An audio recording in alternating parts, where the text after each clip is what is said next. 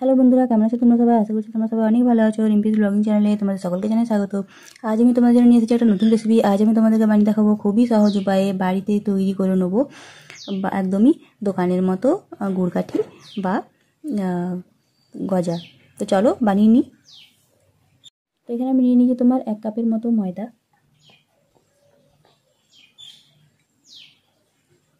আর আমি এখানে দিয়ে নেবো 1 চামচের মতো ঘি,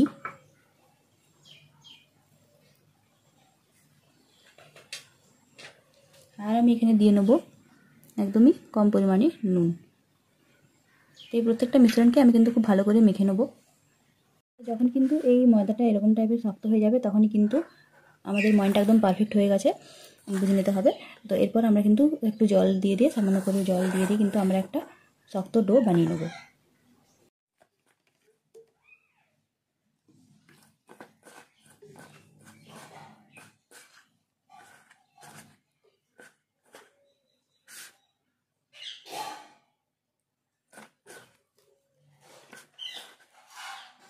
তো দেখো ডোটা কিন্তু একদম খুব সুন্দরভাবে সফট হয়ে এটা কিন্তু আমাদের মাখা হয়ে গেছে। এরপর আমি এটাকে কিন্তু খুব ভালো করে বেলে নেবো।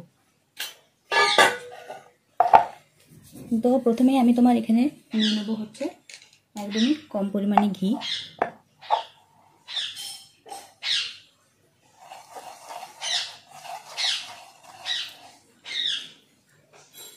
এরপর আমি কিন্তু এই ডোটাকে এভাবে রেখে একটা মোটা রুটির মতো করে বেলে নেব।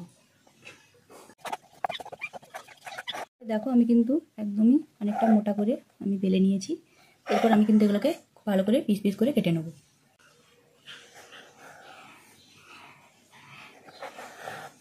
এভাবে লম্বা করে আমি কিন্তু সবগুলোকে কেটে নেব। তো এই দেখো আমার কিন্তু প্রত্যেকটা গজায় খুব সুন্দর করে কাটা গেছে। তো এরপর চলো এগুলোকে গরম তেলে ভেজে নেবো। তো এই দেখো তেল কিন্তু গরম হয়ে গেছে। এরপর আমি কিন্তু এক একটা করে ওই কাঠিগুলোকে ভেজে নেব।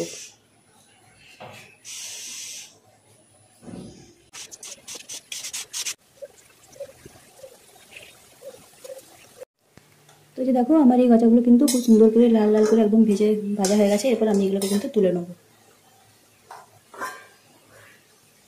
এরপর আমি কিন্তু একটা চিনি সিরা তৈরি করে নেবো। চিনি সিরা তৈরি করার জন্য আমি কিন্তু এখানে নিয়ে নিয়েছি 1 কাপের মতো জল, আর নিয়ে নেবো 1/2 কাপের মতো চিনি।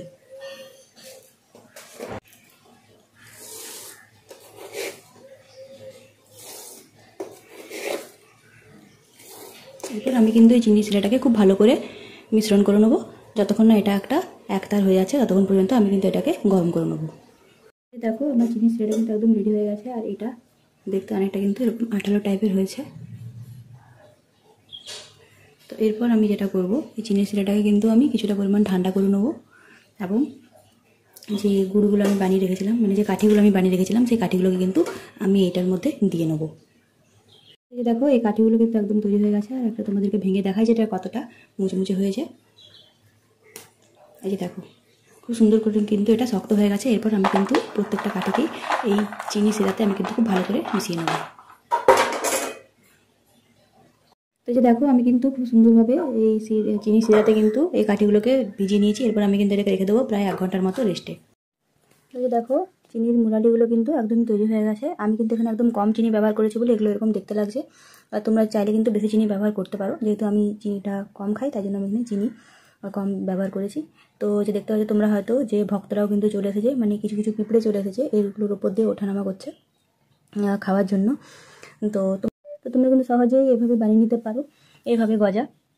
এগুলো খেতে কিন্তু খুবই অসাধারণ হয়েছে, আর একদমই শক্ত হয়েছে, যেরকমটা দোকানে পাওয়া যায় একদমই সেরকম কিন্তু দেখতে হয়েছে। আর আমার ভিডিওটা যদি তোমাদের ভালো লেগে থাকে অবশ্যই কিন্তু চ্যানেলটিকে লাইক করে দিও, সাবস্ক্রাইব করে বেল আইকনটা প্রেস করে কিন্তু পাশে থাকতে একদম ভুলবে না, যাতে আমার ভিডিওগুলো সবার আগে তোমাদের নোটিফিকেশনে চলে আসে। আজকের মতো আমি এখানেই বিদায় নিচ্ছি। খুব তাড়াতাড়ি দেখা হবে তোমার সাথে একটা পরের ভিডিও নিয়ে। খুব ভালো থেকো, সুস্থ থেকো।